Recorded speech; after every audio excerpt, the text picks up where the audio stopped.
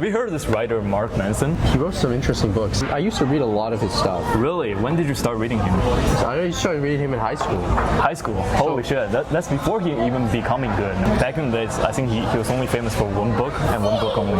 Yeah, I have to say, he actually did do a lot on me. Like, he made a big impact on me. In what ways? I know he's really into philosophy, and you also like got some influence from him in a philosophical sense. But I think he really influenced me in a life sense. One of the most impactful articles I read from him was an article by the name of The 4 Stages of Life. Have you read that one? Ooh, I haven't read that one. 4 Stages of Life. Tell me about it. It basically says that there are 4 stages of life. You know, there's the stage 1 where you copy everybody. You try to learn how other people live and other people work. You try to copy society's rules. The second stage of life is where you try to find out how you're different from society. The third stage in life is what you decide to commit to. Right. And the fourth stage of life is how you leave a legacy. This is why I really think Mark Manson is doing something so interesting, because he doesn't just sit around and talk about what to do.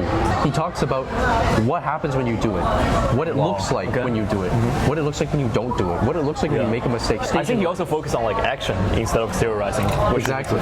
He lays out a plan. A really good example is example of what happens when you don't fully properly move through life. So you haven't resolved a stage, but you try to move on too fast. What happens if you don't resolve a stage? Like, for example, stage 1 is the stage where you're trying to copy people, like a teenager. You're trying to see how society works, like what society deems as cool, right? What society deems as right. Now, if you keep doing that, you'll wake up one day at the age of 40 or 50 and realize you never made a single decision on your own. Every decision in your life was made for somebody else. Wow. And you were just living a copy of somebody else's life. Yes. So, but in traditional society, that's really likely to happen, because when your parents have authority over you, they're gonna pretty much write your life story for you. Yes, and exactly. your family, your community, immediate community will do that for you. And only recently, maybe in Western society, people get more freedom, and then they now can be able to choose their own life. Sometimes this is good, sometimes this is bad. Well, like we said, over diversification is always better than under diversification. Right? Having too much is always better than having not enough. That's an example of what I'm trying to say. Right? You know, a risk of being stuck in the second phase is being those people from New York who have graying hair. They're waiting tables.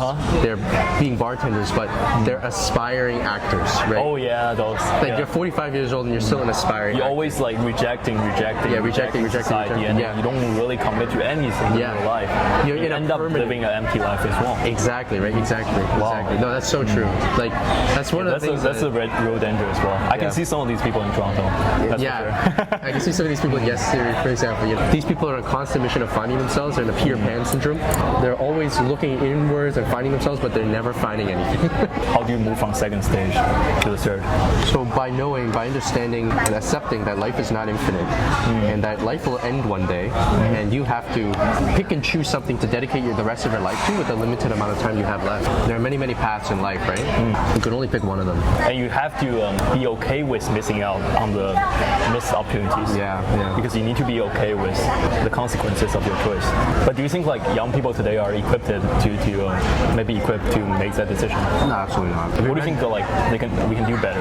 So have you read The Defining Decade? I think in that book she talks about, she's a therapist first of all, specifically focusing on people in their 20s. What does a therapist suggest people do? One of the biggest problems is opportunity cost, right? There's like too many choices. So one of the things that she recommends to get out of that is you have to remember that lost opportunities are what give gained opportunities their value. So by choosing not to go to like my friend's birthday party and instead of staying at home and writing an article, that's what makes an article valuable. Imagine you could do everything. What would be the point of really anything? Yeah. If you say yes to everything, like there's this YouTube channel called Yes Theory. Their idea is like in life we should say yes more to opportunities presented to us. Maybe you go do like crazy things, go cliff diving, go jump off a building. If you go skydiving, there's actually a subtle risk. Every skydiving facility has desks. They just don't tell you that, but a lot of people just say, okay, I'll say yes to everything. But once in a while, someone died from it. That person is real. They actually died from skydiving. Those exist, and you have to start saying no.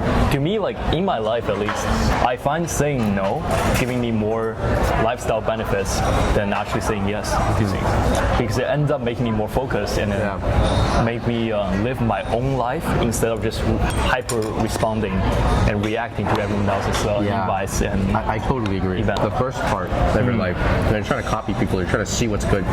You learn to say yes a lot. Yes. In the second chapter of your life, you learn to say no a lot. And in the third chapter, you learn to say yes again.